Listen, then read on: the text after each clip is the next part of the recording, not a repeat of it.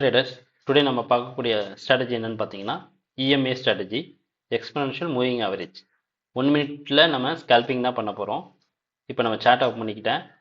Gold எக்ஸ்ஏயூஎஸ்டி நம்ம choose பண்ணியிருக்கோம் பேரு கரன்சி பேரு 1 மினிட்ல தான் நம்ம பண்ண போகிறோம். ஏன்னா நம்ம ஸ்கேல்பிங் தான் பண்ண போகிறோம். அதில் இண்டிகேட்டர் டேப்பை ஓப்பன் பண்ணிட்டோம். மூவிங் ஆவரேஜ் எக்ஸ்பனன்ஷியல் அப்படின்னு ஒன்று இருக்குங்களா, ஆல்ரெடி நான் அதை எடுத்துட்டேன். உங்களுக்கு சொல்கிறதுக்காக நான் எடுக்கிறேன். மூவிங் ஆவரேஜ் எக்ஸ்பனன்ஷியலில் 9 வந்துடும். ஒன்றே ஒன்று தான் வைக்கிறேன் நான். இஎம்ஏ 9 க்ளோசர் அப்படின்ட்டு பார்த்தீங்களா, இந்த இண்டிகேட்டர் தான். ஓகேங்களா, இப்போ வந்து உங்களுக்கு கிளியராக தெரியணுங்கிறதுக்காக இஎம்ஏவோட செட்டிங்கை 21க்கு மூவ் பண்ணிடுறேன். அப்போனா தான் உங்களுக்கு ஸ்மூத்தாக இருக்கும். ஸ்ட்ராட்டஜி நல்லா பார்த்துக்கோங்க. ஒரு நல்ல டவுன் ட்ரெண்டு, அதில் இந்த இஎம்ஏ லைன் இருக்குது பார்த்தீங்களா, அதில் செல் கேண்டில் வந்து பாடி க்ளோஸ் வச்சுச்சு. இப்போ நம்ம என்ட்ரு ஆகிட்டோம். ஓகேங்களா, அகைன் ஸ்டாப் லாஸ் எங்கே மூவ் பண்ணியிருக்கோம் அப்படின்னா மேலே இந்த க்ரீன் கலர் கேண்டில் இருக்குது பார்த்தீங்களா, இதோட ஹையில் வச்சுருக்கோம்.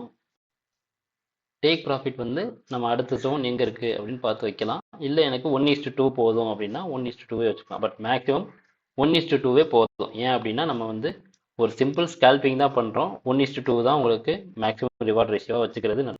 இந்த ஸ்ட்ராட்டஜி வந்து இந்த இஎம்ஏ ஸ்ட்ராட்டஜி வந்து டெக்னிக்கலாக வந்து எனக்கு ரொம்ப தெரியாது, நான் இப்போ தான் பிகினர் ஸ்டேஜில் இருக்கேன், ட்ரேடிங் இப்போ தான் நான் லேர்ன் பண்ணுறேன் அப்படின்னா அவங்களுக்கு இந்த ஸ்ட்ராட்டஜி யூஸ்ஃபுல்லாக இருக்கும். மற்றபடி எனக்கு வந்து 15 மினிட்ஸ் நான் பொசிஷன் யூஸ் பண்ணுறேன், 5 மினிட்ஸ் பொசிஷன் யூஸ் பண்ணி நான் ட்ரேட் பண்ணுறேன், எனக்கு ஆல்ரெடி டெக்னிக்கல் நாலேஜ் இருக்குன்னா நீங்கள் அதையே ட்ரை பண்ணலாம். இது வந்து ஒரு பிகினருக்கான ஸ்ட்ராட்டஜி தான். வின்னிங் ரேட் 50 to 65 ரேட்டுக்குள்ளே தான் இருக்கும். பட் நீங்கள் ஒரு 4 ட்ரேட் எடுக்கிறீங்கன்னா மேக்ஸிமம் ஒரு 2 ட்ரேட்ஸ் வந்து பாஸ் ஆகிறதுக்கு வாய்ப்பு இருக்குது. இது எல்லாமே ப்ராபபிலிட்டி தான். நீங்கள் எடுக்கிற ரிஸ்க் மேனேஜ்மெண்ட் தான் வந்து கரெக்டாக வச்சுக்கணும். இப்போ நீங்கள் என்ன தான் ட்ரேட் எடுத்தாலும் ஒரு நல்ல ஸ்ட்ராட்டஜி வச்சுருந்தாலும் ரிஸ்க் மேனேஜ்மெண்ட்டில் நீங்கள் 0 அப்படின்னா கண்டிப்பாக உங்களால் சக்ஸஸ்ஃபுல் ட்ரேடராக மாற முடியாது. ஸோ ரிஸ்க் மேனேஜ்மெண்ட்டை எப்பயுமே வந்து நீங்கள் ஃபாலோ பண்ணுங்கள். பார்த்தீங்களா, ஒரு ரெட் கேண்டில் வந்ததுக்கப்புறம் சடனாக ஒரு ரெட் கேண்டில் கீழே இம்பேலன்ஸோட கிரியேட் ஆகுதுங்களா. நம்ம வந்து 1:2 வச்சுருக்கோம். இப்போ ஆல்ரெடி இப்போது 1:1 கிட்ட வந்துருச்சு.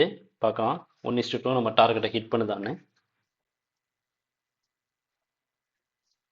நைஸ், ஒரே கேண்டில் கீழே நம்ம டார்கெட் வரைக்கும் வந்துருச்சு. பார்த்தாலே தெரியும் நம்ம எங்கே என்ட்ரானோன்னு.